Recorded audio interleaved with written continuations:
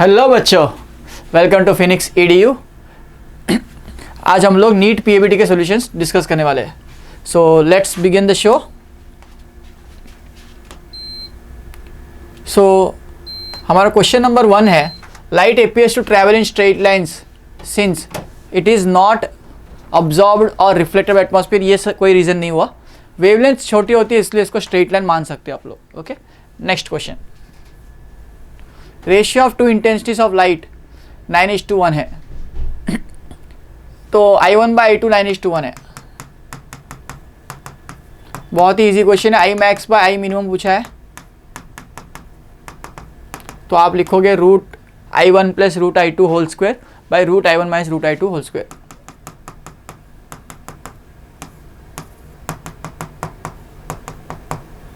इस पूरे को स्क्वायर कर दो तो ये 9 का रूट 3 हो जाएगा, 3 + 1 4, नीचे 3 - 1 2, 4/2 2, 2 का स्क्वायर 4:1 आंसर हो जाएगा। तो बहुत ही इजी क्वेश्चन है। Next question. एक स्लैब रख दिया, आप यहाँ देख सकते हो, थोड़ा सा स्लैब डल दिख रहा है तो मैंने स्लैब को थोड़ा हाईलाइट कर दिया। स्लैब रखने से फ्रिंज विड्थ में कोई फ़र्क नहीं पड़ता, तो फ्रिंज विड्थ डिसअपियर वगैरह वगैरह नहीं है। ऑप्शन डी करेक्ट आंसर हो जाएगा। अगले क्वेश्चन में चलते हैं। ये beam of light lambda is distance source 1 mm wide and resulting diffraction observe. Diffraction में हमको पता है कि सेंट्रल ब्राइट बनता है, ये पूरा यहाँ फर्स्ट डार्क बनता है, यहाँ फर्स्ट डार्क बनता है, एक ओपनिंग से लाइट आती है ऐसे, तो ये पूरा विड्थ जो होता है एंगुलर विड्थ हम निकाल सकते हैं। डिस्टेंस पूछा जाए तो ये डिस्टेंस होता है 2 λd/a। तो distance between two fringes, dark fringes, यही पूछा, 2 λd/a। 2 × लैम्बडा दिया 6 × 10⁻⁷ नैनोमीटर को मीटर में कन्वर्ट कर दिया। कैपिटल डी दिया 2 मीटर्स, ये डिस्टेंस दिया है 2 मीटर्स, एंड स्मॉल ए दिया हुआ है आपको 1 mm, तो 1 × 10⁻³ आप देख सकते हो ये -4 हो गया, 24 2.4 mm हो जाएगा, 2.4 mm हो जाएगा। mm हो जाएगा, सेंटीमीटर नहीं mm हो जाएगा। ये भी 2.4 लिखे रहेंगे वो सेंटीमीटर में, तो आपको -4 दिख रहा है, 24 × 10⁻⁴ को 2.4 10⁻³ लिखोगे। इसकी वैल्यू क्या दिख रही है मेरे को, 24 × 10⁻⁴ मीटर दिख रहा है, तो मैं इसको 2.4 mm लिख सकता हूँ। सो थोड़ा सा ध्यान रखना चेक मार्क करने में, सेंटीमीटर भी दिया है mm भी दिया है, 2.4 सही है। Next question. Diffraction pattern is to be observe on single slit angle 30 degrees.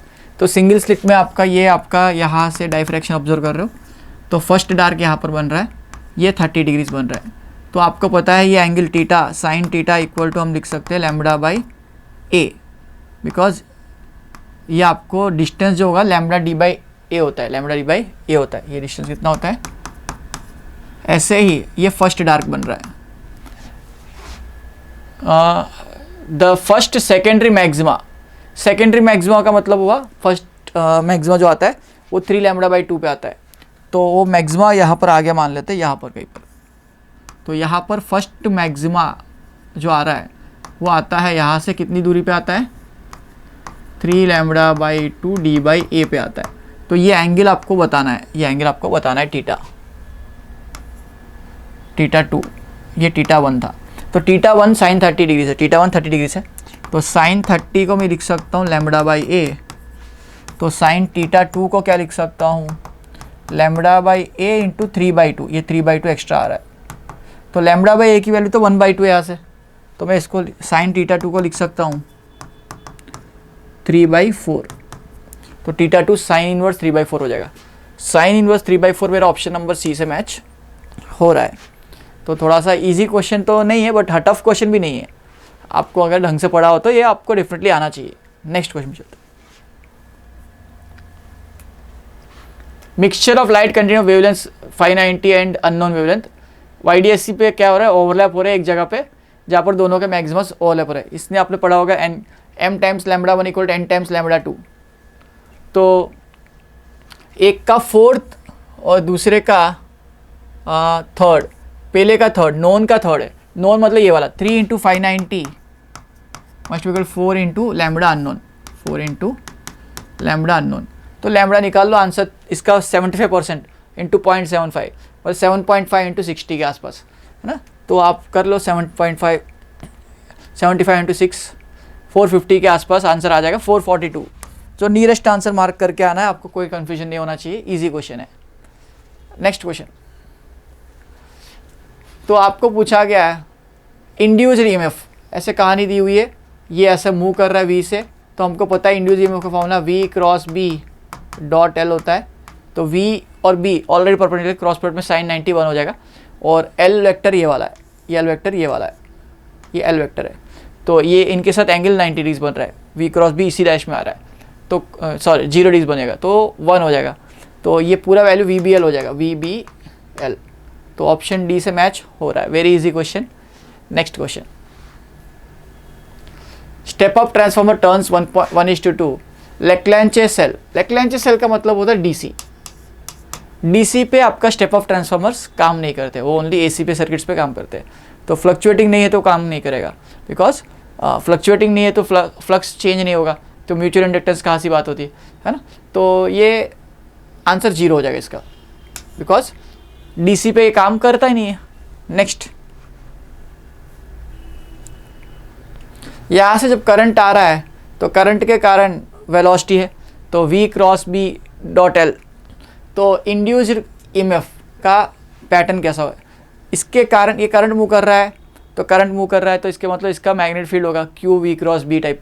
तो मैग्नेटिक फील्ड के कारण इसके अंदर फ्लक्स चेंज हो रहा है, बिकॉज जब पास आ रहा है मैग्नेटिक फील्ड बढ़ रही है, दूर जा रहा है मैग्नेटिक फील्ड घट रही है, तो मैग्नेटिक फील्ड चेंज होने से डेफिनेटली इंड्यूस ईएमएफ आएगा, इंड्यूस ईएमएफ आएगा तो करंट आएगा। तो जब पास आ रहा है फ्लक्स बढ़ रहा है तो मैग्नेटिक ईएमएफ एक अलग पोटेंशियल डिफरेंस क्रिएट करेगा, मतलब direction of current let's say ऐसा हो गया। तो जब दूर जा रहा है फ्लक्स घट रहा है तो डायरेक्शन ऑफ करंट उल्टा हो जाएगा, तो करंट पहले एक क्लॉकवाइज होगा तो दूसरी बार एंटी क्लॉकवाइज होगा, और वाइस वर्सा। तो ऐसा कोई ऑप्शन डी में दिख रहा है मेरे को। Current will reverse its direction as electron goes pass through it. जब पास आ रहा है फ्लक्स बढ़ रहा है, दूर जा रहा है फ्लक्स घट रहा है, दोनों में ईएमएफ का डायरेक्शन उल्टा होगा। नेक्स्ट क्वेश्चन, फ्लक्स दिया हुआ है इंड्यूस ईएमएफ, फ्लक्स का बदलने का रेट ईएमएफ है ना बेटा 20t माइनस 50 60 माइनस 50 10। बहुत इजी क्वेश्चन। टाइम को 3 सेकंड लगा दो, आंसर आ गया है ना। तो बहुत बच्चे ये तो करेंगे लेकिन माइनस भूल जाएंगे, तो यहाँ पर माइनस भी है, minus 20 into 3 minus 50 60 minus 10 50 10 minus 10 answer आ जाएगा। मैग्नीट्यूड तो 10 है बट दो ऑप्शन दिए थे प्लस और माइनस, तो आपको थोड़ा ध्यान से फॉर्मूला को माइनस d5/dt होता है रियल फॉर्मूला, तो मैग्नीट्यूड के साथ डायरेक्शन भी पूछा गया, तो minus 10 will be the right answer. Next question में चलते हैं। देखो इस सर्किट्स की थ्योरी में क्या होता है, टाइम 0 पे this will act as a open circuit. तो टाइम 0 पे जब इसको जस्ट कनेक्ट करते हो तो सिर्फ R2 है, तो करंट हो जाएगा V/R2 at t equal to 0। At t equal to infinity क्या हो जाएगा, ये शॉर्ट सर्किट हो जाएगा। लॉन्ग टाइम के बाद ये जब ये सेटिस्फाई हो जाता है तो ये स्टेडी स्टेट में शॉर्ट सर्किट हो जाएगा। तो R1 R2 पैरेलल में आ जाएंगे, तो I2 जो हो जाएगा वो V/, और सेकंड केस में ये हो जाएगा, सेकंड केस में I2 जो हो जाएगा वो V/R इक्विवेलेंट। पैरेलल में R1 R2/R1 प्लस R2 होता है, तो R1 R2 नीचे आएगा, R1 प्लस R2 ऊपर आ जाएगा। स्टेडी स्टेट में आंसर ऐसा आ जाएगा। तो दो ऑप्शंस ऐसे मैच होने चाहिए, तो V/R2 at t equal 0 and V/R1 plus R2 into R1 R2 at t equal infinity. Option C से मैच हो रहा है। अगले क्वेश्चन पे चलते हैं। स्टैंडर्ड क्वेश्चन है, आपको पता होना चाहिए कि टाइम 0 पे ये ओपन सर्किट है और टाइम इनफाइनाइट पे शॉर्ट सर्किट है। कैपेसिटर में उल्टा होता है, टाइम 0 पे वो शॉर्ट सर्किट है, इनफाइनाइट पे मतलब फुल्ली चार्ज होने के बाद ओपन सर्किट है। कैपेसिटर में उल्टा होता है, याद रखना। Boat is moving east in a region where earth's magnetic field is this much. Boat का डायरेक्शन इस तरफ है, वेलोसिटी इस तरफ है, एर्थ की मैग्नेटिक फील्ड इस तरफ है, ऑलरेडी दोनों परपेंडिकुलर हो गए। एंड बोट कैरी से vertical aerial 2 metre long. Aerial मतलब आपका एक वर्टिकल फ्लैग जैसा है जो लेंथ है, वो बोट के ऊपर ऐसा रखा हुआ 2 मीटर्स। वर्टिकल डायरेक्शन मतलब आपकी तरफ आएगा, बिकॉज XYZ प्लेन यहाँ पर है तो वर्टिकल डायरेक्शन इसके परपेंडिकुलर आएगा। तो तो वो आपका लेंथ हो जाएगा। लेंथ कितना हो गया 2 मीटर्स, लेंथ हो गया 2 metres. If the boat speed is 1.5, magnitude of induce EMF, तो ईएमएफ का फॉर्मूला VBL होता है मोशनल ईएमएफ का। तो V कितना दिया आपको 1.5, B कितना दिया आपको 5 × 10⁻⁵, फॉर्मूला क्या है VBL, तीनों परपेंडिकुलर है ऑलरेडी, तो आपको टेंशन लेने की ज़रूरत नहीं है। तो मल्टीप्लाई कर लो, 3 15 15 हो गया, 15 10⁻⁵। तो आपको मिली वोल्ट्स पे पूछा है, तो 10⁻² को अलग कर दो और 10⁻³ को मिली लिख दो। -2 से 0.15 हो जाएगा, -2 से 0.15 हो जाएगा मिली वोल्ट। तो ऑप्शन नंबर डी से मैच हो रहा है। अगले क्वेश्चन में चलते हैं। ये अच्छा क्वेश्चन है, बी दिया हुआ है और आपको heat generated in A cycle पूछा गया। तो हीट का फॉर्मूला होता है I²R या V²/R। तो एक साइकिल के लिए V²R × T। तो heat is equal to E²/R × T। Problem क्या है, E आपको दिया नहीं है, B दिया हुआ है। तो B का बदलने का रेट होगा आपका EMF, बिकॉज d∅dt में B आता है। तो एरिया तो इसका कांस्टेंट है, तो B बदल रहा है। तो पहले E निकाल लेते। E क्या है बेटा, E होता है d∅dt। इसका एरिया तो कांस्टेंट है, सर्कुलर लूप है, रेडियस R है ना। तो πr² तो कांस्टेंट है, एरिया में इंटीग्रेशन नहीं लगेगा, डिफरेंशिएशन नहीं लगेगा। फ्लक्स B का B चेंज हो रहा है, तो B का e⁴x का डिफरेंशिएशन e⁴x ही होता है। तो into B0 e⁻t/τ into multiplication में -1/τ आएगा। ठीक है, अब इस पूरे टर्म को यहाँ प्लग करते हुए स्क्वायर करना है। और करंट में रेडियस R स्मॉल r है और रेजिस्टेंस कैपिटल R है, रेजिस्टेंस कैपिटल R है। ये दो चीज़ अलग अलग है। तो इसमें प्लग करते हैं, इस चीज़ को यहाँ प्लग करते हैं। तो हीट का फॉर्मूला में स्क्वायर कर लेते हैं। तो π² R⁴ B0² ओके, e⁻⁻2t/τ -1 का स्क्वायर प्लस ही हो जाएगा। ठीक है, इंटू dt, ये छोटा सा टाइम इंटरवल dt। कहाँ से कहाँ इंटीग्रेट करना है, इनफाइनाइट टाइम तक, 0 से लेके इनफाइनाइट। ठीक है, तो बेटा इसमें πr² B0² τ² ये सब तो कांस्टेंट है, इंटू रेजिस्टेंस कैपिटल R। ये पूरा एक कांस्टेंट है, इसको बाद में लिखेंगे, हर बार लिखने की और जरूरत नहीं है। आपको इंटीग्रेट करना है e⁴x का इंटीग्रेशन होता है e⁴x ही होता है, बट यहाँ पर x की जगह क्या है, ये पूरा टर्म 2t/τ है, तो उसका डिफ्रेंशिएशन करके डिवाइड करना होता है। तो बाकी सब टर्म्स सेम है, सब्स्टिट्यूट करो। तो मैं इसको πr² B0⁴/R⁴ को बाहर लिख देता हूँ। इसका डिफ्रेंशिएशन हो जाएगा, इंटीग्रेशन हो जाएगा -e⁻²t/τ, डिफ्रेंशिएशन हो जाएगा t का 1, तो -2/τ डिवाइड करना है, -2/τ को डिवाइड करना है और लिमिट 0 से इनफाइनाइट। तो माइनस की वजह से लिमिट को उल्टा कर सकते हो, पहले 0 बाद में इनफाइनाइट। तो 1/∞ e⁻∞ क्या हो जाएगा, e⁻∞। तो इसको मैं सब्स्टिट्यूट करके दिखा देता हूँ, थोड़ा सा कैलकुलेटिव है इसलिए। तो बेटा ये πr², ये τ कट जाएगा, एक τ कट गया यहाँ से, 2 को बाहर ले लो, तो ये हो जाएगा πr² B0⁴। ये एकमात्र अच्छा क्वेश्चन है ये वाला, तो ध्यान से सीख लेना इसको। और 2r τ ऐसा आ रहा है। ठीक है, 2r τ जैसा आ रहा है। अब इसका डिफ्रेंशिएशन क्या होगा, इसको मैं ऐसे लिख सकता हूँ 1/e⁻2t/τ। लिमिट उल्टा हो गया माइनस की वजह से, लिमिट को उल्टा ले लो, यहाँ पर इन्फिनिटी, यहाँ 0 कर दो। तो e⁻0 1, तो 1 आ जाएगा। e⁻∞ infinite, 1/∞ 0। तो इस पूरे टर्म को लिमिट सब्स्टिट्यूट करने के बाद 1 बचेगा, है ना, 1 - 0 बचेगा, तो 1 हो जाएगा। तो लिमिट सब्स्टिट्यूट कर लो तो ये 1 - 0 हो जाएगा, तो पूरा 1 हो गया। तो आंसर तो इतना ही बचेगा, πr² B0⁴/2τR। πr² B0⁴ R⁴, R² का R⁴ हो गया। ओके, π² भी हो जाएगा, हमने भूल गए लिखना है यहाँ पर, π² R⁴ हो गया था। ठीक है, π² R⁴ B0⁴ 2τR, B0⁴ आना चाहिए, सॉरी B0 का स्क्वायर आना चाहिए, B0 का स्क्वायर आना चाहिए, यहाँ पर 4 दिया है, तो ये नहीं हो सकता। ऑप्शन बी सही आंसर है।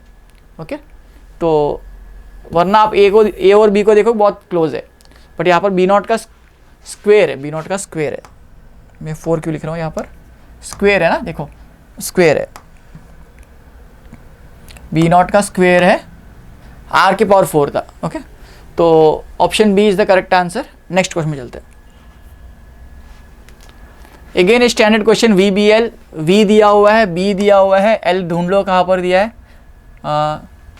If the resistance force needed to stop the rod, keep the rod in motion.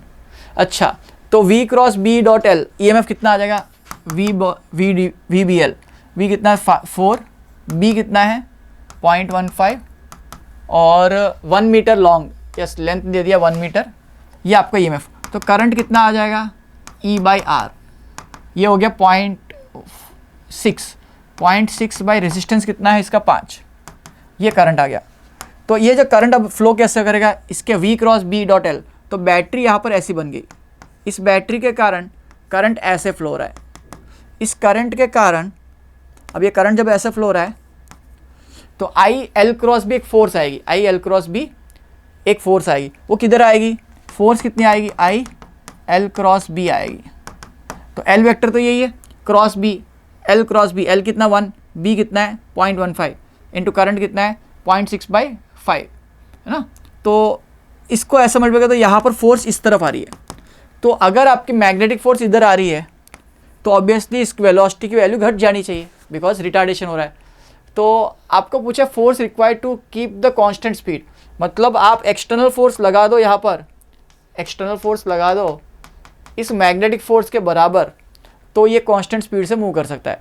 तो आपको ये फोर्स ढूंढनी है, आई थिंक फोर्स नीडेड पूछा गया, न्यूटन में फोर्स नीडेड पूछा गया।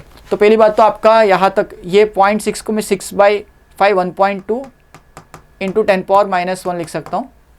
तो यहाँ पर I को यूज़ करेंगे, I की वैल्यू 1.2 10⁻⁻1 है, L की वैल्यू 1 है, B की वैल्यू 0.15 है, मतलब 15 इंटू 10⁻2 लिख सकता हूँ इसको। तो मेरा फोर्स आ गया 15 इंटू 1.2, 15 इंटू 1.2 10⁻3, 10⁻3 तो पूछ ही लिया उन्होंने, है ना। 15 इंटू 1.2 करो, तो 15 इंटू 15 0.2 कितना 30, मतलब 3, 15 प्लस 3 18 हो जाएगा, 18 इंटू 10⁻3 न्यूटन, ये मेरा आंसर आ रहा है। ऑप्शन में 10⁻3 तो दे ही दिया, तो 18 आंसर हो जाएगा। 18 मिली न्यूटन का फोर्स आपको सप्लाई करना पड़ेगा, सो दैट ये स्लो ना हो जाए, ना रुक जाए, कांस्टेंट फिर से चले। सो बढ़िया क्वेश्चन। नेक्स्ट क्वेश्चन में चलते हैं।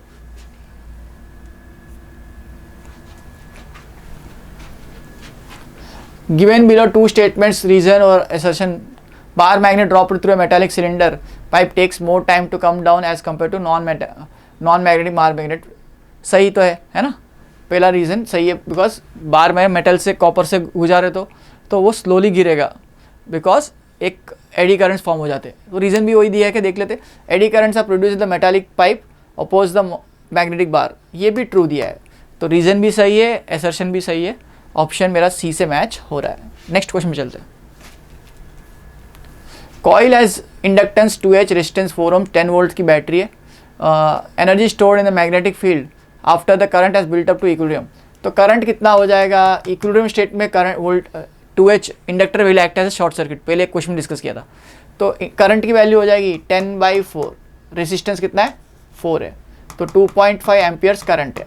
तो एनर्जी का फॉर्मूला होता है 1/2 IL²। तो चलो निकाल देते हैं एनर्जी कितनी है, 1/2 I कितना दिया है 2.5, है ना।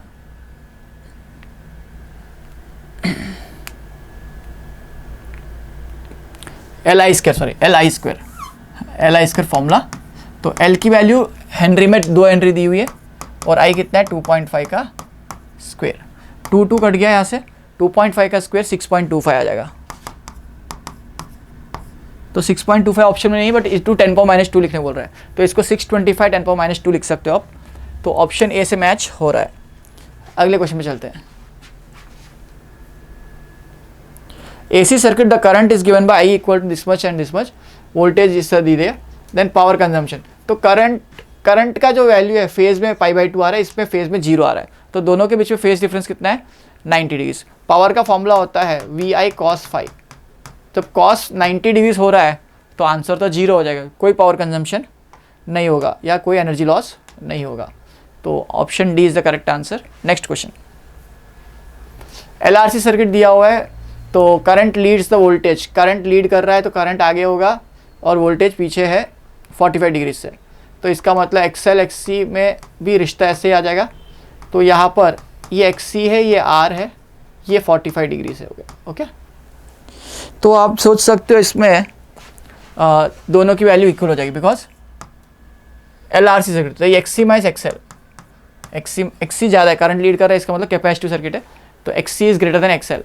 तो यहाँ से देख सकते हो tan 45 1 होता है, इसलिए XC minus XL equal to R। आपको C पूछा गया, तो XL को इधर ले आओ, XC is equal to R plus XL।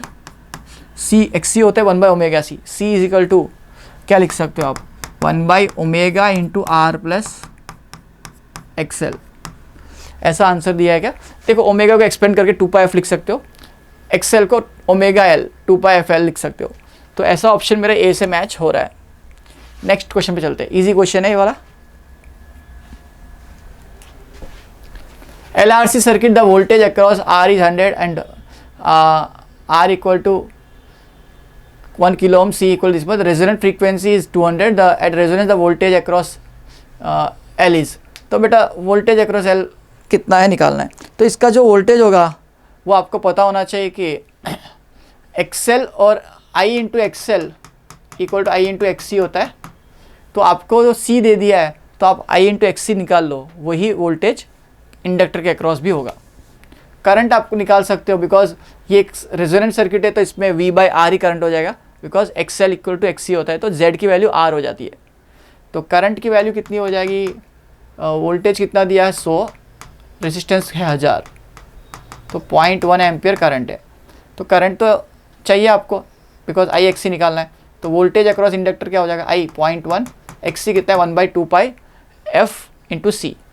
यहाँ पर ओमेगा ही दे दिया, बढ़िया 200 ओमेगा C कितना है 2 इंटू 10⁻⁶, -6 को ऊपर लेके +6 लिख दिया। तो ये 10⁵ हो गया, एक जीरो की वजह से, 2 जीरो की वजह से 10⁻³ हो जाएगा। 1000/4 आ रहा है आंसर में, मतलब 250 वोल्ट। 250 वोल्ट इसका आंसर आ जाएगा, जो ऑप्शन डी से मैच हो रहा है। अगले क्वेश्चन पे चलते हैं। I think this is a easy question. The sinusoidal value off peak is 283 and angular frequency is this much. Applied to series LRC circuit, R, L, C सब दे दिया. Total impedance and phase difference between the voltage across the source and current will respectively. तो आपको सारी चीज़ें पता करनी है, XL निकालना है, XC निकालना है, Z निकालना है। Z निकालने के लिए आपको XL XC निकालना पड़ेगा।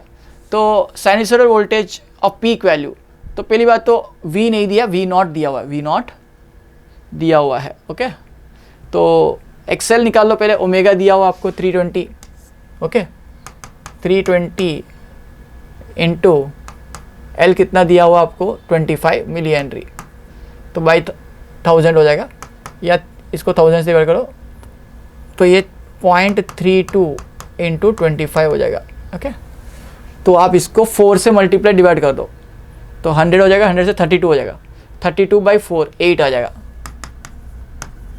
XC की वैल्यू कितनी आई देखते हैं, ओमेगा 1/ωc 1/ω, ओमेगा कितना दिया 320, C कितना दिया बेटा 1000, और 10⁻⁶ ऊपर लिख देता हूँ बिकॉज 10⁻⁻⁶ नीचे है, तो 10⁻³ हो गया,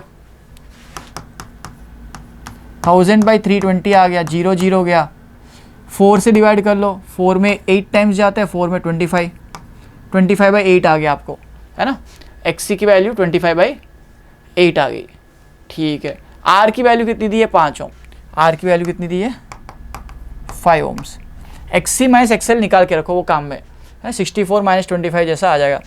तो आपको Z निकालने के लिए आपको चाहिए R² plus XL minus XC का स्क्वेयर अंडर रूट, तो रूट भी लेना पड़ेगा, थोड़ा कैलकुलेटिव लग रहा है, लेकिन ऑप्शंस देखेंगे कौन सा नज़दीक आ रहा है। ये मेरा 5² है, ठीक है, ये कितना है 8 - 25/8 का स्क्वेयर जैसा आ गया। देखो 25/8 होता है अप्रॉक्सीमेटली 3, है ना, तो 8 - 3 5, ये भी 5², ये भी 5² है, तो 5² + 5², ये 5² से थोड़ा सा कम है लेकिन ठीक है, 50 मान लेते हैं, 5 स्क्वायर प्लस 5 स्क्वायर 50, तो इसको मैं 50 का रूट कितना हो जाएगा अप्रॉक्सीमेटली 7 के आसपास, बिकॉज देखो 49 होता है 7 स्क्वायर, तो ये 7 से आसपास है ना, तो दो ऑप्शन में 10 दिया है, तो ये दोनों ऑप्शन को हटा सकते हो आप, तो 7 आंसर वाला होगा। अब दो ऑप्शन में 7 भी दिया है और एंगल भी दिया हुआ है, तो आप बता दो इसका नेट एंगल कितना आ रहा है। तो देखो इन दोनों का डिफरेंस हमने देखा 8 और 25/8 का डिफरेंस अप्रॉक्सीमेटली 5 है, मतलब आर तो इधर आ रहा था और एक्सेल एक्सी में एक्सेल बड़ा है, तो एक्सेल माइनस एक्सी ये भी अप्रॉक्सीमेटली 5 है, राइट। तो एंगल कितना हो जाएगा आपका जेड का 45 डिग्रीज अप्रॉक्सीमेट एंगल हो जाएगा, बिकॉज ये एग्जैक्ट तो नहीं है बट नियरेस्ट आंसर है।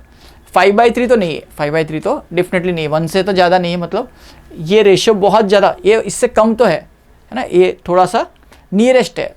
तो 45 degrees is the close answer, exact answer इसको नहीं कर सकते, तो आप नियरेस्ट आंसर मार्क करके आएंगे। 5/3 डेफिनेटली नहीं है, एक्सेल माइनस एक्सी का वैल्यू अप्रॉक्सीमेटली 5 है, तो नीचे 5 है, तो 5/3 तो नहीं हो सकता, है ना। चलो नेक्स्ट,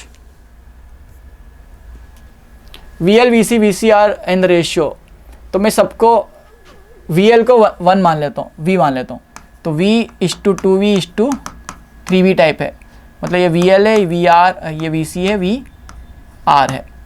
तो आपको RMS voltage of the source पूछा गया है is 100, VR is close to, तो बेटा V RMS square equal to VR square plus VL minus VC का स्क्वेयर होता है। तो VL कितना है, V है, VC कितना है 2V है, तो ये 1V V का स्क्वेयर हो जाएगा, ये तो क्या हो जाएगा V स्क्वेयर, और ये कितना हो जाएगा 3V का square 9V square equal to यहाँ कितना है 100 का स्क्वेयर, रूट ले लो उस तरफ, ये 10V स्क्वेयर का रूट है, तो ये 100 है, तो ये 10 जैसा आ जाएगा, है ना। तो V की वैल्यू कितनी आ जाएगी 100, है ना, बाई √10 टाइप, तो ये 3 पॉइंट समथिंग है, 3.16 मतलब 33 के आसपास इसका वोल्टेज आ जाएगा। तो इसका 31 32 के आसपास वोल्टेज है ना, 31 32 के आसपास वोल्टेज, ये 3.16 होता है, तो ये 31 32 के आसपास है, तो V 31 के आसपास है, तो VR जो हो जाएगा 3 टाइम्स V हो जाएगा, तो 3 × 31 के आसपास 32 के आसपास या 31 के आसपास, 31 के आसपास आएगा, तो 93 जैसा आ रहा है। तो नियरेस्ट आंसर मेरा जो आंसर आ रहा है 90 मार्क कर सकता हूँ, है ना। अगेन थोड़ा ऑप्शंस चेक करने पड़ेंगे, ढंग से करना पड़ेगा आपको, तो ज़्यादा एक्यूरेट आंसर आएगा, बट मैंने अप्रॉक्सीमेशन से बता दिया आपको कि आंसर तो 90 आएगा, बिकॉज इसका 31 के आसपास आ रहा है, तो उसका 31 से × 3 कर लो, 93 के आसपास आएगा। चलो नेक्स्ट, यहाँ पर रेजिस्टेंस और इंडक्टर कनेक्टेड किया हुआ है और S1 S2 स्विच है, तो जब पहले किसको क्लोज़ किया इसने, S1 को क्लोज़ किया, मतलब इसको क्लोज़ किया, ठीक है। तो करंट ऐसे फ्लो होने लगा, तो ये ओपन सर्किट की तरह ऐड करेगा, तो स्टार्टिंग में ओपन सर्किट ऐड करेगा, बाद में स्टेडी स्टेट पे क्लोज सर्किट की तरह ऐड करेगा। तो पहले तो करंट फ्लो नहीं होगा, कुछ समय तक जीरो होना चाहिए, तो स्टार्टिंग में ही कुछ समय तक जीरो होना चाहिए, फ्रैक्शन ऑफ सेकेंड्स तक। तो इसमें तीनों ऑप्शन में ऐसा तो नहीं दिख रहा, तो बाद में कुछ समय के बाद ये करंट फ्लो करेगा और variation V/R direct straight line आएगा। बट जब इसको कनेक्ट कर दोगे तो करंट पूरा उसमें नहीं फ्लो होगा, पूरा इसमें फ्लो हो जाएगा। तो ऐसा कोई ग्राफ नहीं है जिसमें सडनली करंट फ्लक्चुएट हो, ऐसा कुछ, तो नन ऑफ दिस आंसर इसका राइट आंसर हो जाएगा। Next question, 40 ohms is connected to alternating current, voltage दिया हुआ, first time taken by the current to change from maximum value to RMS value, maximum value to RMS value में कितना time लगेगा पूछ रहा है। तो बेटा आपको पता है कि अगर ऐसा कोई फ्लक्चुएशन है तो time taken by change from maximum value यहाँ पर है, RMS वैल्यू यहाँ पर है। तो इसको SHM से सोचो तो मैक्सिमम आता है 90 डिग्रीज पे एक्सट्रीम पॉइंट, और RMS से आता है 45 डिग्रीज पे, A0/√2। तो RMS तो यही हो ना 1/√2 टाइम्स, तो ये 45 डिग्रीज आपको कवर करना है। 45 डिग्रीज के लिए टाइम पीरियड होता है T/8, है ना, याद रखना है। 30 डिग्रीज के लिए T/12, 45 के लिए T/8, 60 के लिए T/6, 90 के लिए T/4। ये एंगल्स याद रख लोगे तो आप क्वेश्चन देख के आंसर फटाफट लिख पाओगे। तो मेरे लिए तो टाइम पीरियड T/8 है। अब T निकाल लो, क्या है 50 हर्ट्स। तो बेटा 50 हर्ट्स है तो टाइम पीरियड क्या हो गया 1/50, 1/50 इंटू 8, 1/400। भाई 1/400 को मैं कन्वर्ट करना चाहूँगा मिली सेकेंड में, तो इंटू में क्या कर दूंगा, सॉरी ये 0.25 इंटू 10⁻⁻2 है, इसको मैं 2.5 10⁻³ भी लिख सकता हूँ। तो ये 2.5 मिली सेकेंड्स आ रहा है। तो मेरा ऑप्शन ए से मैच हो रहा है। अगले क्वेश्चन पे चलते, इजी क्वेश्चन कह सकते हैं इसको। इंडक्टर दिया हुआ है, तो ईएमएफ का सोर्स वोल्टेज फ्रीक्वेंसी दिया, when peak value is so and so, instantaneous voltage is 0 when the peak value of current is this much. तो वोल्टेज की वैल्यू 0 करनी है आपको। तो इसके अक्रॉस वोल्टेज जो होगा वो इसके साथ 90 डिग्रीज बनाएगा, है ना। Voltage of inductor IPL, inductor में पोटेंशियल लीड करता है, तो इसका वोल्टेज इसके साथ 90 डिग्री से चेंज होगा। तो पीक वैल्यू ऑफ करंट पूछा गया। Peak value of current is, peak value of current निकालना हो तो I0 is equal to V0/XL कर दो डायरेक्टली, है ना। तो V0 कितना दिया हुआ है, V0 पीक वैल्यू 220 इंटू √2 हो जाएगा। ये 220 क्या है, आरएमएस वैल्यू होती है ऑलवेज। तो एक्सेल में क्या आ जाएगा, ओमेगा, ओमेगा की जगह एफ दिया हुआ है 2π इंटू 50 इंटू एल की वैल्यू कितनी दी हुई है क्वेश्चन में 200 मिली हेनरी। मतलब मैं इसको 0.2 लिख सकता हूँ चाहे तो, या 200 लिख के इंटू 10⁻³ लिख दो, चलेगा। तो आप देख सकते हो यहाँ से 2 इंटू ये 0 इसको खा के 2 कर देगा, ठीक है, 2 कर दिया। 5 2 ज़ा 10, ये 10 जाके इस 0 का खा जाएगा, 2 जाएगा 11 टाइम्स, तो मेरा 11√2/π आ रहा है।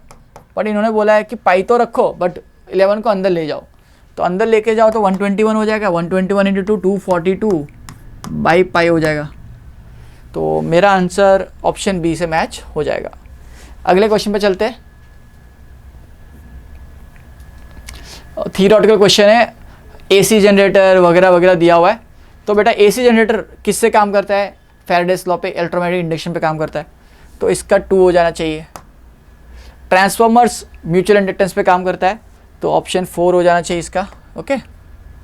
तो रेजोनेंस फेनोमेना अक्कर होने के लिए क्या होना चाहिए, एल और सी दोनों, एक्सएल और एक्सी इक्वल होना चाहिए, तो एल और सी तो होना ही चाहिए, है ना। तो ऑप्शन सी यहाँ पर आ जाएगा। शार्पनेस या quality Q equal to 1/R√L/C आपने डेफिनेटली पढ़ा होगा, तो वो ऑप्शन 3 से मैच हो जाएगा, मतलब ये डी हो जाएगा। तो ऐसा ऑप्शन मेरा सी में आ रहा है। नेक्स्ट क्वेश्चन पे चलते हैं। एक्सेल दिया हुआ है, VR LRC सर्किट दिया हुआ है, to minimise the average rate of energy is supplied is, तो आपको क्या करना है, the capacitance of the capacitor needed is, तो मिनिमाइज करना है एनर्जी सप्लाई करने का रेट, तो वोल्टेज रेजिस्टेंस सब दे दिया। तो आपको एक्सेल इक्वल टू एक्सी करना है, एक्सेल इक्वल टू एक्सी करना है। ओमेगा दी दिया आपको 2πf से निकाल सकते हो। तो to maximise the average rate, तो एनर्जी मैक्सिमम कब कर सकते हो, जब रेजोनेंस कंडीशन, रेजोनेंस के लिए कंडीशन क्या हो जाती है, एक्सेल इक्वल टू एक्सी हो जाता है। तो एक्सेल तो दे दिया 79.6 इक्वल टू 1/2πf, एफ कितना दिया 50 इंटू सी निकालना है आपको, निकाल लो। कैपेसिटेंस माइक्रोफैराड में निकालना है आपको, तो 1/100π इंटू 79.6 ये हो जाएगा। ये आपको फैराड में आ रहा है, इंटू 10⁻6 कर लो चाहे तो आपको माइक्रोफैराड में आंसर लिख सकते हो। मतलब 10⁻6 + 6 मल्टीप्लाई कर लिया, +6 कैलकुलेशन में यूज़ कर लेते हैं और माइक्रोफैराड लिख देता हूँ इसको। तो यहाँ से 2 0, इसको 4 10⁻4 कर देंगे। 80 इंटू 3 मान लो 240 जैसा है, 240 में को 250 मान लूँ तो ये 240/1000 है, 240/10,000 है, तो 24/1000 जैसा आ रहा है, 24/1000 जैसा आ रहा है, ओके। 24/1000 जैसा आ रहा है, तो ऑब्वियसली 50 के थोड़ा सा कम आएगा आंसर, 50 से 20, तो 50 से थोड़ा कम आंसर मेरे लिए इसमें देखो 20 ये आ गया 10⁻4, मतलब 10 बाई, इसको मैं 80 इंटू 3 लिख लेता हूँ, 80 इंटू 3 लिख लेता हूँ, 0 0 गया, 10⁻3 तो है ही, है ना। तो 1000/8 1000/25 होता, 24 होता तो क्या होता और 25 होता तो क्या होता, 25 होता तो 4 × 10 40 जैसा हो जाता। तो ये 40 जैसा आंसर आपको आ जाना चाहिए।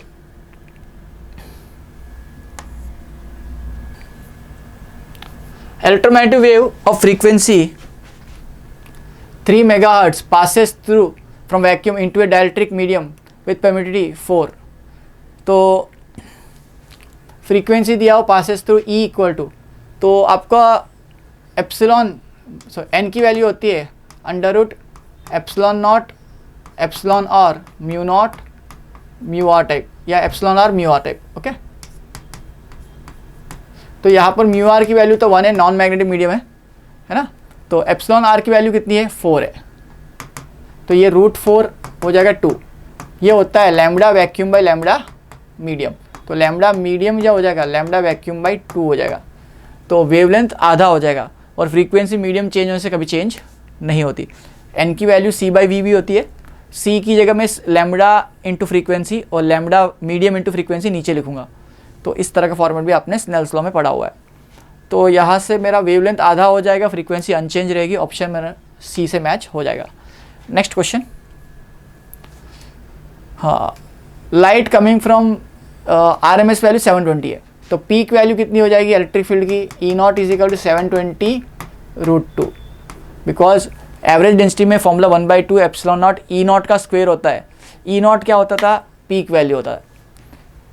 तो 1/2 ε0 कितना है, ε0 को नहीं दिया तो आप 9 या 8.85 मान लेते। 10⁻⁻12 720 × √2 का स्क्वायर, कैलकुलेशन तो है, √2 का स्क्वायर और 2 कट जाएगा, 720 का स्क्वायर बचेगा। तो 8.85 × 720 × 720 × 10⁻⁻12, ये 2 जीरो खा के इसको -10 कर दूँ। अब 72 बड़ा नंबर है, इंटू 72 का स्क्वायर, 70 का स्क्वायर ही 4900 होता है, तो ये 4900 से ऊपर चला गया, इंटू 8 कर रहे हो, इंटू 9 जैसा कर रहे हो। ओके, तो 9 जैसा करने के बाद आपका वैल्यू एवरेज फ्लक्स जो आएगा तो 50 × 9 45 जैसा हो जाएगा। 50 × 9 कर लो तो 45, तो 4.8 जैसा आ जाएगा, 4.5 या 4.6 जैसा आ जाएगा। तो मेरा ऑप्शन 4 वाला एक ही ऑप्शन है और पावर भी 10⁻⁻6 वैलिड है, बिकॉज 5000 मान लो इसको, तो 2 जीरो तो यहाँ चले गए, तो 10⁻8 से कम आंसर आना चाहिए। ये -9 गलत हो सकता है, 3 बहुत ज़्यादा कम हो गया, ये भी गलत है, -12 नहीं आएगा। तो ऐसा ऑप्शन पावर को देख के भी आप आंसर इजीली गेस कर सकते थे। चलो next, during propagation of electromagnetic wave electric field density is half the magnetic density. देखो, इलेक्ट्रिक फील्ड डेंसिटी और मैग्नेटिक फील्ड डेंसिटी इसका कुछ ऐसा डायरेक्ट रिलेशन तो नहीं है। तो एनर्जी डेंसिटी जो होती है, इलेक्ट्रिक फील्ड एनर्जी का एनर्जी और मैग्नेटिक फील्ड की एनर्जी का एनर्जी इक्वल बढ़ती है। इलेक्ट्रिक फील्ड में और मैग्नेटिक फील्ड में एनर्जी इक्वली बढ़ती है, ऐसा ही रूल होता है, बाकी कोई रूल। इलेक्ट्रिकल एनर्जी डेंसिटी, हाँ, एनर्जी डेंसिटी की बात कर रहे हैं तो इक्वल लिखा सही लग रहा है मेरे को, तो option B is the correct answer. Next question में चलते हैं। अगेन थियोरेटिकल क्वेश्चन है, आप आराम से इसको डिटेक्ट कर सकते हो। तो पहली बात तो रेडियो वेव्स ब्रॉडकास्टिंग के लिए यूज़ करते हैं, तो ये तो आपका डेफिनेटली दिखना चाहिए। ओके, तो एक्सरेस, ये तो सारे डायरेक्ट दिए लग रहे हैं, तो ये भी डायरेक्ट लग रहा है। और ultraviolet rays ozone layer observe करता है, तो डायरेक्ट 1 A का 1 2 का भी ऐसा डायरेक्ट क्वेश्चन दिया हुआ है, तो ऑप्शन सी से मैच हो रहा है ऐसा 1 2 3 4 direct. Next question, energy associated with electric field and magnetic field so and so दिया हुआ है। तो अभी एक पहला क्वेश्चन भी आया था, वो भी यही तो बता रहा था, एनर्जी डेंसिटी इक्वल होती है, तो लिख लो, खत्म। यहाँ पर वेवलेंथ दिया हुआ है 4 mm और इलेक्ट्रिक फील्ड का मैक्सिमम मैग्नीट्यूड 60 वोल्ट/मीटर है।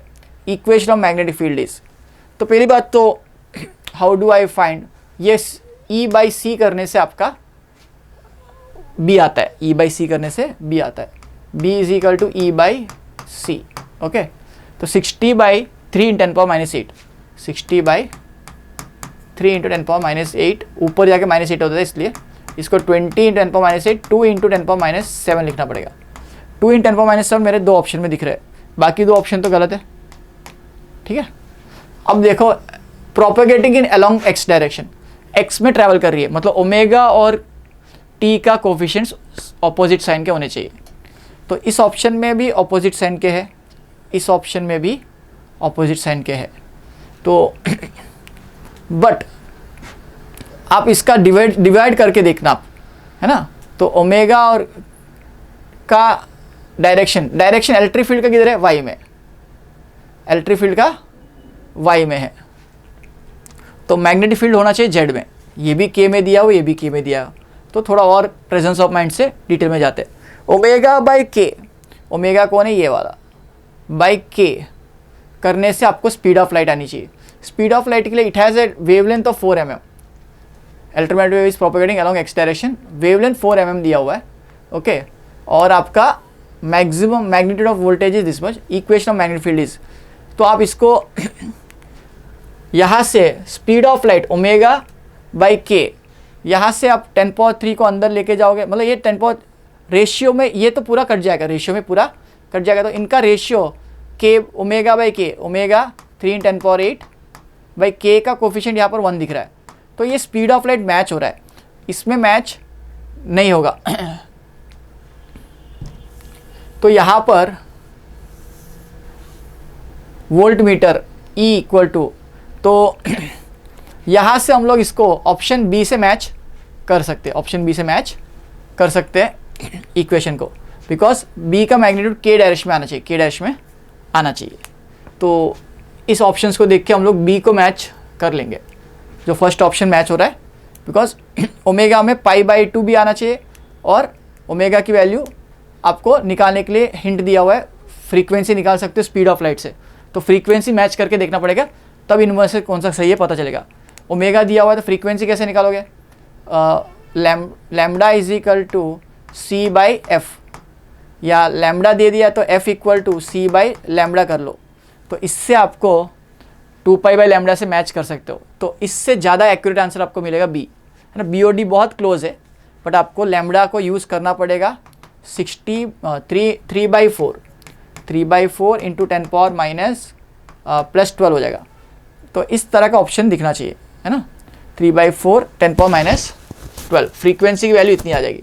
तो फ्रीक्वेंसी इंटू 2π करते हो ओमेगा आएगा, तो इंटू 2π करके आप देखोगे तो ये आंसर बी से मैच होगा। नेक्स्ट क्वेश्चन, अच्छा क्वेश्चन है, बिकॉज ऑप्शंस बहुत क्लोज दिए थे। ये भी अच्छा क्वेश्चन है, इंटीग्रेशन थोड़ा सा करना पड़ेगा। सेंटर ऑफ मास ढूंढना है वेरिएबल मास डेंसिटी का।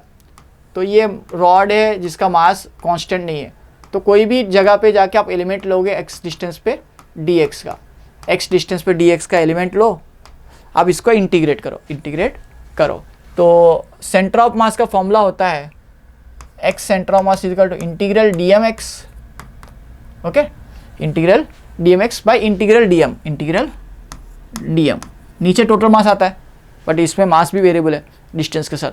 तो पहली बात है dm कैसे लिखोगे, dm इज मास डेंसिटी, मतलब लैम्डा की जगह यहाँ म्यू दिया हुआ है, जो दिया हुआ है a + bx/l into dx।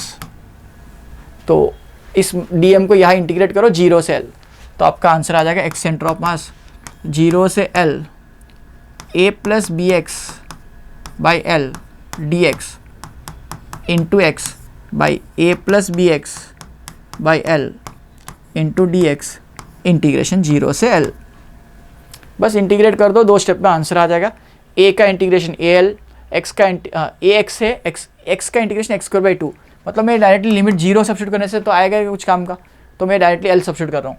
a l²/2 plus b l³/3, because b x² है, x³/3 हो जाएगा, है ना, by l divide by a into l b into l²/2, a into l plus b into l²/2। तो यहाँ से आप l को कॉमन करके कैंसिल कर सकते हो, यहाँ l² है, यहाँ पर l है, तो एक l तो कैंसिल होके l बाहर आ जाएगा इसमें से। तो मेरा बचा हुआ है a/2 प्लस नंबर से जो बचेंगे b/3 डिवाइड बाई नीचे बचेगा a + b/2 इंटू l बाहर आ जाएगा, ठीक है। तो आप इसको एलसीएम ले लो, तो आंसर जो ऑप्शन में दिए वो मैच हो जाएंगे। तो ये पूरा आंसर 7l/12 है, 7l/12 12 दे दिया, L कैंसिल हो गया। अब इसको क्रॉस मल्टीप्लाई करो, चलो क्रॉस मल्टीप्लाई भी करा ही देता हूँ, है ना। 12 से मल्टीप्लाई करने से ये हो गया 6A प्लस 4B, और इस तरफ हो जाएगा 7 से multiply 7A plus 7B/2, okay 7B/2 हो जाएगा, ठीक है। तो आप इसको देख सकते हो कि A और ये 3.5 है, तो ये 0.5, तो A is equal to 0.5, B आ रहा है, मतलब 2A, B equal 2A, B equal to 2A, option number B से मैच होगा। चलो बढ़िया क्वेश्चन है ना।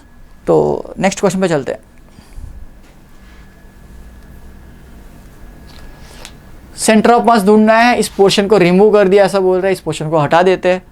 तो आप पहले इस पूरे सिस्टम को होता तो सेंटर ऑफ मास तो यहाँ होता, अब इसको रिमूव कर दिया तो इसका सेंटर ऑफ मास तो यहाँ होता, है ना। तो इसको 2 पॉइंट मास मान लेते हैं। इस पूरे बॉडी का मास m, तो इसका मास m/4 हो जाएगा, बिकॉज इक्वली 4 पार्ट में डिवाइड किया आपने। तो मैं इस पूरे बॉडी का मास m मान लेता हूँ, तो मास का, इस पूरे मास का सेंटर ऑफ मास यहाँ पर, तो XCM लिखने के लिए आप शॉर्ट ट्रिक क्या यूज़ करोगे, इसको कैसे डिवाइड कर रहे हो, एक पूरा रेक्टेंगल बना दिया आपने माइनस एक छोटा रेक्टेंगल, इसका सेंटर ऑफ मास यहाँ पर, इसका सेंटर ऑफ मास यहाँ पर, ये लोकेशन को मैंने 0 मान लिया अभी ले, ओके। तो x सेंटर ऑफ मास इस पॉइंट से कितना हो जाएगा, इस मास का सेंटर ऑफ मास कितना हो गया 0, इसका कितना हो गया, इस 0 से कितना, ये 0 से B है, तो ये B/2 से, मतलब ये डिस्टेंस कितना है टोटल 0 से A है, सॉरी A डिस्टेंस है, तो ये A/2 है, A/4 भी डिस्टेंस पे है, तो यहाँ से A/4 डिस्टेंस पे मास m/4 है, ओके। नीचे m माइनस m/4 है, ओके। तो आप इसको x कोऑर्डिनेट y कोऑर्डिनेट दोनों ढूंढने, पहले तो मैं x कोऑर्डिनेट कर रहा हूँ बिकॉज सिमेट्रिकल है, तो y कोऑर्डिनेट में भी सेम लॉजिक आ जाएगा। तो यहाँ पर A/4 इंटू m/4 नेगेटिव के साथ, नीचे 3m/4, तो m/4 कैंसिल हो जाएगा, तो मेरा A/12 आ रहा है, माइनस A/12। माइनस A/12 का मतलब क्या है, इस पॉइंट से A/12 पीछे, A/12 पीछे, तो आपका तो ओरिजिन यहाँ मानने को बोला है, तो ओरिजिन से कितना डिस्टेंस हुआ निकालना हो, तो बेटा ये डिस्टेंस कितना है A/2, A/2 से A/12 सेपरेट कर दो तो ये डिस्टेंस आ जाएगा, तो A/2 माइनस A/12 कर लेते हैं, तो x सेंटर ऑफ मास आ जाएगा, तो 12 LCM है, 6 माइनस 1 5 हो जाएगा A के साथ, 5A/12, x में 5A/12 एक ही ऑप्शन में दिया है, तो B करने का कोई मतलब नहीं होगा, कॉमन सेंस चलाएंगे तो ऑप्शन D दिख जाएगा, सेम लॉजिक B में भी लगाओ तो आंसर आ जाएगा, है ना। 5A/12 5B/12 आ जाएगा, है ना। तो सेंटर ऑफ मास का लोकेशन 5A/12 और 5B/12 from the origin chosen at the left. Centre of mass always distance बताना तो एक रेफरेंस पॉइंट से बताते हैं, वो रेफरेंस पॉइंट यहाँ पर इस पॉइंट को बोला गया था, ओके। चलो नेक्स्ट क्वेश्चन पे चलते हैं। ये भी बहुत ही शानदार क्वेश्चन है, तो ध्यान से देखना। इसको मैं तोड़ दूंगा 2 सिस्टम में, ऐसे और ऐसे। तो आप इस सोच को, अगर ये सेंटर ऑफ मास का सिस्टम है, इसका सेंटर ऑफ मास निकालना है, आपको क्या पूछा गया, इसमें से किस इक्वेशन को यूज़ करके हम सेंटर ऑफ मास निकाल दें। तो आप सोचो, इस पूरे मास को मैं यहाँ मान लूँ, इसको यहाँ मान लूँ, तो मैं इन दोनों का सेंटर ऑफ मास लिख रहा हूँ, तो सेंटर ऑफ मास ऑब्वियसली यहाँ पर कहीं पर आएगा। इन्होंने बोल दिया सेंटर ऑफ मास आ रहा है G पे, सेंटर ऑफ मास आ रहा है G पे, centre of mass lies on the part G। इसका रेडियस R है, बड़े वाले का रेडियस, और छोटे वाले का रेडियस 1 है। तो दोनों का मास लिख लेते, मास इक्वल टू रो बड़ा वाला कैपिटल M, M1 मान रहा हूँ इसको, रो 4/3 पाई कैपिटल R क्यूब है कि रिमूव करने के बाद क्या हो जाएगा, R-1 होल क्यूब हो जाएगा, R-1 होल क्यूब। और छोटे वाले का M2 जो मास होगा, रो 4/3 पाई 1 क्यूब, रेडियस कितना है 1 है उसका। तो ये मेरे छोटे छोटे मास से। अब ये 2 मासेस के बीच में इस डायग्राम को बहुत अच्छे से ऑब्जर्व करना पड़ेगा आपको। तो यहाँ से देखो, यहाँ से यहाँ तक क्या दूरी होगी, देखो ये पूरा दूरी कितना है 2 है, ये 2 है, और ये दूरी कितनी R है। तो बेटा ये दूरी कितनी हो गई R-2, बिकॉज ये दूरी, सॉरी 2 माइनस आर, 2 बड़ा है ना, 2 माइनस आर, रेडियस जो है 1 और 2 के बीच में, बिकॉज ये आर है और ये डायमीटर जो है 2 है, तो 2 माइनस आर करने से ये डिस्टेंस आ रहा है। सिमिलर लॉजिक से एक और डिस्टेंस आपको इंपॉर्टेंट इसमें काम आएगा, ये वाला डिस्टेंस। ये वाला डिस्टेंस कितना है, तो ये डिस्टेंस 1 है, ये डिस्टेंस r है, तो ये हो जाएगा r माइनस 1। तो ये दोनों डिस्टेंस हमारे लिए इंपॉर्टेंट है। तो इस पूरे का सेंटर ऑफ मास यहाँ पर है, सेंटर पे इसका यहाँ पर है, और इसका सेंटर ऑफ मास यहाँ पर है। तो आप इसको लिख सकते हो, अगर हमने एक सिस्टम पढ़ा था, अगर डेल्टा एक्सियम 0 हो जाए तो m1r1 equal to m2r2 type लिखते थे। तो m1r1 इक्वल टू m2r2 कब लिख सकते हो, जब सेंटर ऑफ मास का चेंज होने का रेट 0 है या सेंटर ऑफ मास बदल नहीं रहा है। इसको मैं 2 पॉइंट मास करके ऐसा कर लूँ तो m1r1 m2r2 लिख दूँ, तो मेरे लिए ये मास का सेंटर ऑफ मास यहाँ पर है, इसका यहाँ पर है। m1 कितना है, ये वाला, तो rho 4/3 pi r minus 1 whole cube into इस पूरे मास का सेंटर ऑफ मास का लोकेशन सेंटर से है, तो ये डिस्टेंस 2 माइनस आर है, 2 माइनस आर है। और उस तरफ वाला m2 इंटू आर, मैंने क्या लिखा, m1 r1 equal to m2 r2, where इस पूरे मास को सेंटर पे मान के डिस्टेंस बता रहे हो सेंटर ऑफ मास से। तो इस पूरे का सेंटर यहाँ पर है, तो यहाँ से डिस्टेंस कितना है, 2 माइनस आर। इसका सेंटर यहाँ पर, इसका डिस्टेंस कितना है, r माइनस 1। तो उस तरह से हमको लिखना है। तो उसके लिए लिखोगे 4/3 रो इंटू 4/3 पाई 1 cube into r minus 1। r1 हो जाएगा 2 माइनस आर, r2 हो जाएगा r माइनस 1। तो यहाँ से रो बाई 3 4 पाई, ये सब कट जाएगा, ये सब कट जाएगा। a minus b whole cube का expansion, a cube minus b cube plus 3a square b minus 3a square b, उस तरह का भी एक्सपेंशन है। एक और एक्सपेंशन है, इसको मैं कैसे लिख सकता हूँ, अब देखो इसको मैं लिख सकता हूँ r minus 1 a minus b into a square plus a b plus b square. A square मतलब r square plus a b r into 1 plus b square मतलब 1 का square is equal to r minus 1 बचा हुआ है। यहाँ पर r minus 1 मेरा cancel हो रहा है, r माइनस 1 इस पर इंटू 2 माइनस आर भी है, r माइनस 1 कैंसिल हो रहा है। तो मैं इसको लिख सकता हूँ 2 minus R into R square. ये टफ क्वेश्चन मान सकते हो, अच्छा क्वेश्चन है, very good question to be frank, बहुत अच्छा क्वेश्चन है, बिकॉज इसमें जो मैथमेटिक्स है वो जनरली नीट के बच्चे नहीं पढ़ते। तो ये थोड़ी मैथमेटिक्स पे घुस जाते हैं, a cube minus b cube के अलग अलग, a minus b whole cube के अलग अलग एप्लीकेशंस। उसमें से एक फॉर्मूला है a cube minus b cube की जगह a minus b into a square plus a b plus b square. तो ये नहीं कर पाए तो कोई दिक्कत नहीं, इसको छोड़ के भी आप बाकी अच्छे ईजी क्वेश्चन में स्कोर कर सकते थे। तो ये एक सेकेंड अच्छा क्वेश्चन है। एक अच्छा क्वेश्चन था हीटिंग इफेक्ट वाला, तो एक ये वाला जिसमें बी वेरिएबल था, इंटीग्रेट किया था, है ना। तो 2 अच्छे क्वेश्चंस थे, बहुत बढ़िया क्वेश्चंस थे। चलो नेक्स्ट, ये बहुत ही इजी है। सेंटर ऑफ मास आपको रिंग का तो पता ही होना चाहिए, है ना। रिंग का सेंटर ऑफ मास कहाँ होता है, रिंग का सेंटर ऑफ मास कहाँ होता है, यहाँ से 2r/पाई पे होता है, और सेंटर ओरिजिन पे है तो यहाँ से यहाँ पर होता है। तो y एक्सिस में 2r/पाई आएगा, तो xr/पाई, x की वैल्यू 2, तो 2 कौन सा ऑप्शन में, ए में। तो direct formula based question. Next question, neutron collides head on with stationary neutron. Neutron का मास m होता है तो न्यूट्रॉन का मास 2m होता है।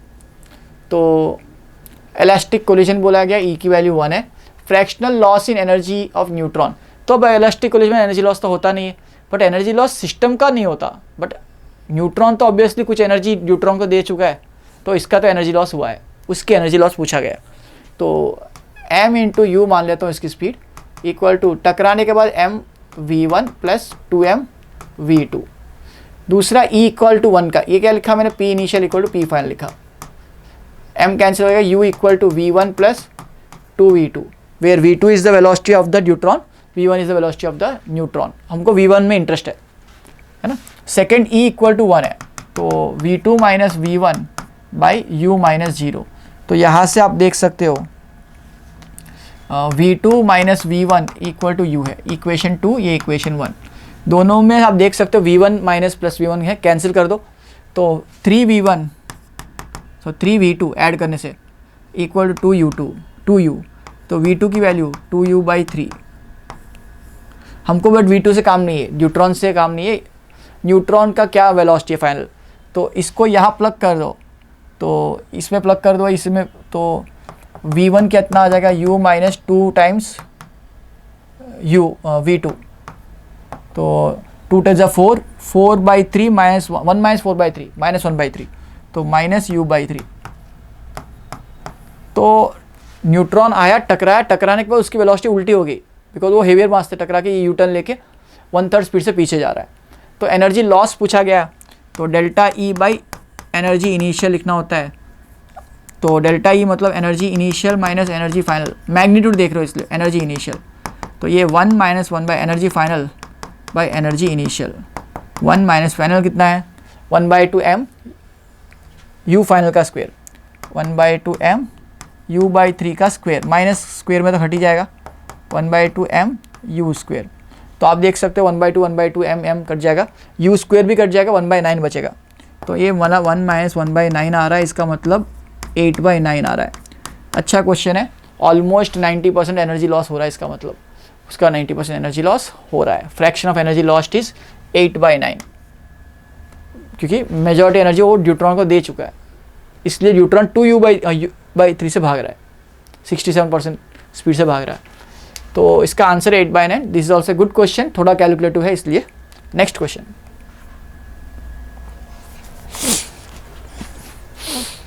स्टेटमेंट 1 बोल रहा है particle of mass m moving with speed u collides with stationary particle of mass capital M, the maximum energy loss is possible. Maximum energy loss के लिए चिपक जाना चाहिए, आपको पता है हेड ऑन कोलिजन में चिपक जाए तो साथ में चलेंगे तो मैक्सिमम एनर्जी लॉस होता है। ओके, तो एनर्जी लॉस के लिए आपको इक्वेशन दी है, मतलब E की वैल्यू 0 दी है, E की वैल्यू 0 दी है, तो आप इसको निकाल सकते हो। m is moving with u equal to m plus small m into v, ऐसे लिख दो, v equal to mu/m plus m। Energy lost का मतलब एनर्जी इनिशियल जो था वो ये वाला था, एनर्जी इनिशियल कितना था 1/2 mu स्क्वेयर था। एनर्जी फाइनल कितना है, दोनों की वेलोसिटी ये है, दोनों की वेलोसिटी है, टोटल मास चिपक के चल रहे, तो 1/2 m plus small m into final velocity v का स्क्वायर। अब इसका स्क्वायर जब करोगे m/m नीचे स्क्वायर से कट जाएगा, ऊपर स्मॉल m आना चाहिए, ऊपर स्मॉल m आना चाहिए। तो स्टेटमेंट 1 में बोल रहा है कि if the maximum energy loss possible is given bye 1/2 mv square, 1/2 mv square. Maximum energy loss के बारे में जो स्टेटमेंट दिया है वो सही तो नहीं लग रहा है, तो ये फॉल्स हो जाएगा। Maximum energy loss occurs when the particle get struck to each other, ये तो मैं पहले से बता रहा हूँ आपको, तो दोनों चिपक जाने से एनर्जी लॉस मैक्सिमम होगा, तो ये तो सही है, तो ये ट्रू है। तो आप इसको एनर्जी लॉस निकालना हो तो आप निकाल के देख सकते हो, energy final minus energy initial, sorry initial minus final कर लो, तो आपको इसका आंसर मैच हो सकता है ना। m 1/2 m u स्क्वेयर है और इसमें m plus m u square type आएगा, तो यहाँ से m स्क्वेयर ऊपर आ रहा है, मतलब स्मॉल m ऊपर आएगा। ओके, तो वो भी सही है।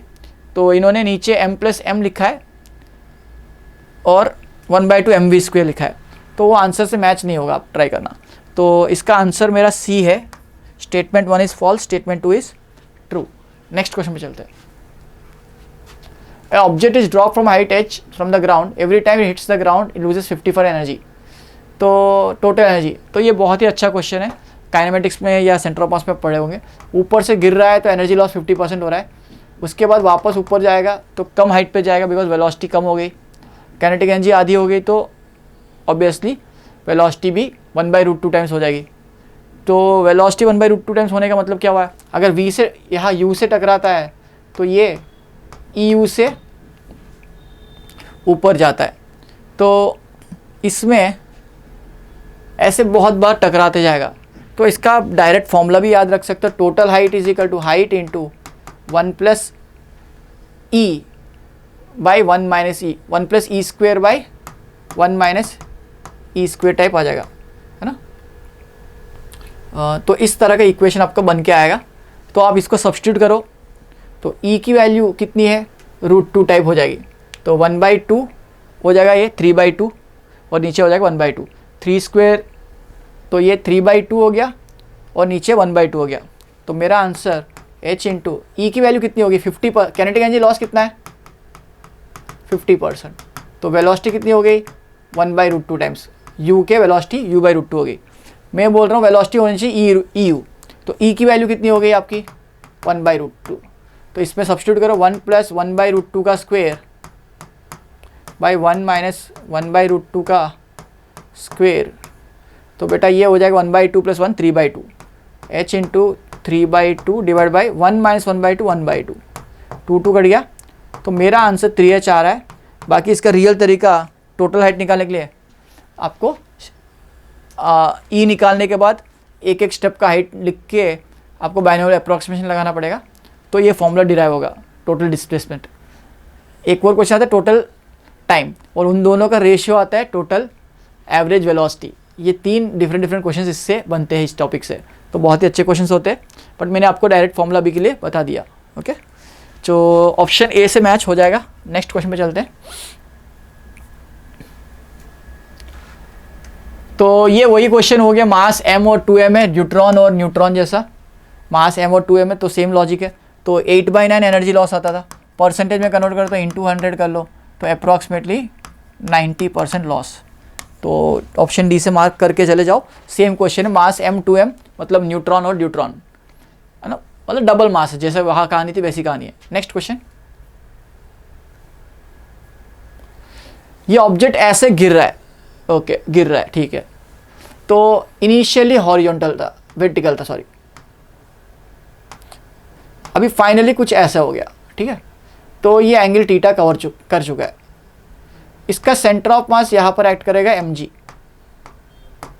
तो आपको पूछा है एंगुलर एक्सेलरेशन। एंगुलर एक्सेलरेशन होता है torque, torque equal to I alpha, alpha वहाँ से निकालना है। टॉर्क कैसे लिखोगे, टॉर्क होता है R क्रॉस F। तो फोर्स इंटू परपेंडिकुलर डिस्टेंस, इसका परपेंडिकुलर डिस्टेंस कहाँ पर आएगा, ये वाला डिस्टेंस। तो ये वाला डिस्टेंस कैसे लिखूँ, अगर ये लेंथ L है तो ये L/2 लेंथ है। L/2 का कॉस कॉम्पोनेंट ये वाला है, साइन कॉम्पोनेंट ये वाला है, ये L/2 साइन थीटा है। ये डिस्टेंस कितना है L/2 साइन थीटा। तो टॉर्क हो गया mg into L/2 sine theta. ठीक है, ये तो आ गया आपको। इक्वल टू I अल्फा कर दो। अब ये घूम रहा है इस पॉइंट के अबाउट, रॉड का moment of inertia about that point is ml²/3। Edge के अबाउट क्या होता है ml²/3 इंटू अल्फा। यहाँ से आप अल्फा निकाल लो, वही पूछा गया मेरे ख्याल से, एंगुलर एक्सेलरेशन पूछा गया।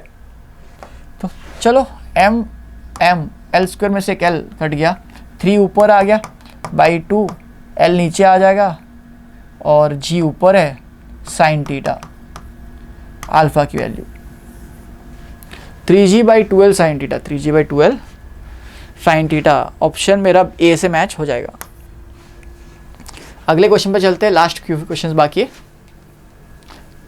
Moment of inertia of a semicircular disc of mass m, radius r पर लाइन परपेंडिकुलर। देखो डिस्क आधा हो, 1/4 हो, 3/4 हो, उससे कोई मतलब नहीं है ना। उसका फॉर्मूला ऑलवेज डिस्क के सेंटर ऑफ मास, डिस्क आधा हो, यहाँ से पास कर रहा हो, ऐसा डिस्क हो, ये इस एक्सिस के अबाउट पूछा, या ऐसा कुछ क्वाड्रेंट हो, मतलब ऐसा कोई पिज़्ज़ा का टुकड़ा हो, ये डिस्क का छोटा सा पार्ट हुआ।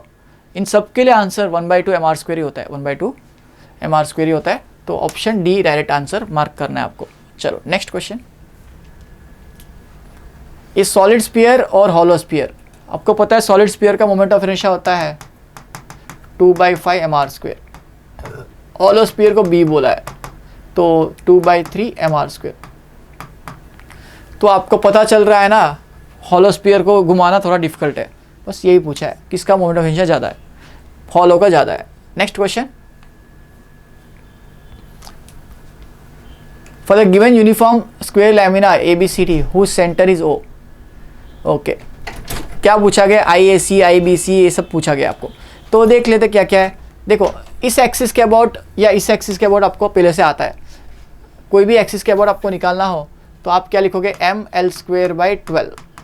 ओके, तो इन दोनों एक्सिस के अबाउट I, तो IAC जो होगा, IAC मतलब इस एंगल, और IEF, आई एफ तो ये एक्सिस के ऊपर। तो ए सी में क्या हो जाएगा, इस तरह हो जाएगा। ए सी के लिए इसको दो ट्राइंगल मान लोगे आप, और ट्राइंगल का यहाँ से यहाँ डिस्टेंस परपेंडिकुलर डिस्टेंस हो जाता है, ये डिस्टेंस होता है L/√2। ओके, और ट्राइंगल के लिए फॉर्मूला होता है MH²/6। तो ये तो मेरा IEF हो गया। IEF या अलोंग इस लाइन पे सबके लिए सेम होगा।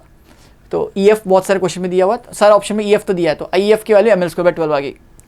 तो IAC की वैल्यू मैं निकाल के देखता हूँ। IAC के लिए MH²/6 2 बार, बट मास भी तो आधा है, इसमें तो मास आधा आएगा, इसमें मास आधा आएगा, तो ये 2 कैंसिल हो जाएगा। m/6, h कितना है, ये हाइट कितनी है L/√2, L/√2 का स्क्वायर, तो mL²/6 2 6 12 हो जाएगा। तो ये दोनों मैच हो रहे हैं, तो IEF और IAC मैच हो जाएंगे। तो ये आंसर भी आपको डायरेक्टली आपको डी से मैच हो जाना चाहिए जल्दी। तो नेक्स्ट क्वेश्चन पे चलते हैं, लास्ट क्वेश्चन। सिस्टम दिया हुआ है इस तरह का, व्हाट इज द एक्सेलरेशन। तो कौन चला रहा है कौन रोक रहा है, वैसा कॉन्सेप्ट आप सीख लेते तो ज़्यादा इजीली आप इसको लिख पाते। तो इसका शॉर्ट ट्रिक वाला फॉर्मूला है A = नेट ड्राइविंग फोर्स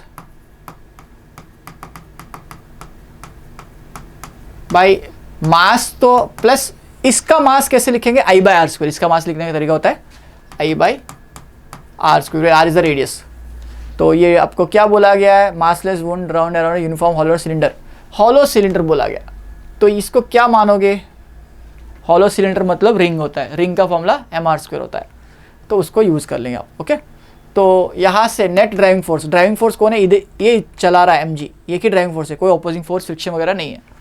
तो mg/m + mr²/m, सॉरी r²। तो बेटा यहाँ से mg, ये r² कट गया, 2m आ गया, तो m और m कट गया, तो एक्सेलरेशन आपका g/2। This is a short trick for it, net driving force by total effective mass. इस रोटेशनल मास को मैं I/r² लिखूंगा, I/r²। I होगा, अगर डिस्क होता तो मैं mr²/2 लिखता है, यहाँ पर रिंग है इसलिए mr² लिखा। तो जो भी मोमेंट ऑफ इनर्शिया उसका लग रहा होगा r² कर लो, तो आपको इस आंसर को जल्दी निकाल पाओगे। बाकी आपका तरीका इसका फ्री बॉडी डायग्राम और इसका टॉर्क का इक्वेशन लिखना पड़ेगा, तो करके आप बैलेंस कर सकते हो। और 3 इक्वेशन लिखने पड़ेंगे, एक टॉर्क बैलेंस, एक फोर्स बैलेंस, एक no slipping condition, that is A = L∝, उसको यूज़ करके सॉल्यूशन बना सकते हो। बट मैंने आपको शॉर्ट ट्रिक से आंसर बता दिया। चलो, ऑप्शन नंबर G/2 में ऑप्शन A से मैच हो रहा है। So I hope you enjoy this session. 4-5 question tricky थे, but I hope you did well. Have a great day, bye bye.